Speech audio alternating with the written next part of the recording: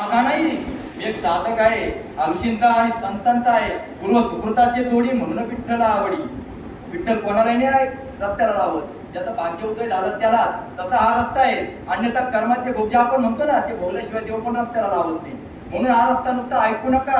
10 ते 15 दिवसामध्ये तुमच्यात परिणाम झालेले असतील, म्हणून व्यवस्थित सिस्टमला ऐकून घ्या आणि फॉलो करण्याला सुरुवात करा. 3-4 दिवसापासून तुमच्यात चमत्कारिक बदल दिसायला लागतील. 10 वर्षापासून मी अनुभव करतोय, नुसता सल्ला नाही द्यायला बसलेलो.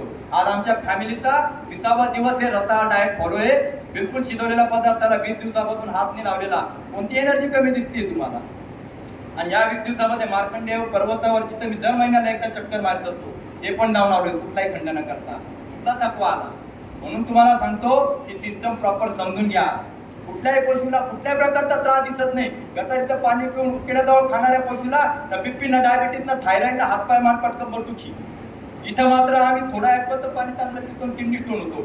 इतका एवढासा चा खडा धड आकड 6 फुटाच्या माणसाला आडवा पडतो. विचार करा किती आनंदी का आहोत आपण, एवढासा. म्हणून विचार करा त्याला का तो त्रास होत नाही, मला का होऊ राहिलाय?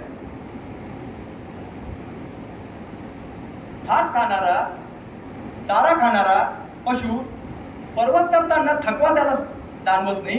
इथं प्रत्येक जणाला स्वतःची विचार करा. काजू बदाम पासून पच्चपक्वान्न खाणारी आम्ही माणसं, आम्हाला 4 मध्ये करताना झेप लागू राहिली. आमचे गुडघे दुखायला लागले, आमचे कंबर दुखायला लागले. 50 पोते बैलगाडीत टाकून 10 माणसं बसले तरी बैलाच्या कमरेत घ्यास नाही. आमच्या मात्र गुडघ्याला घ्या, कमरेला घ्या, मानेला घ्या. का ही परिस्थिती येते? हे वजनामुळे आहे. वजनाने प्रॉब्लेम असते तर जगात बारीक माणसाला एकही रोग नसतात. प्रॉब्लेम वजनाने आहे. पहिले आपल्याला सांगितलं जातं का वजन कमी करा. वजनाने प्रॉब्लेम असते तर आजी बैलाचे काय मुलगे कंबर दुखले असते. प्रॉब्लेम कुठं आहे? आता विचार करा. एक कोरोना आला, सगळेजण डिस्टर्ब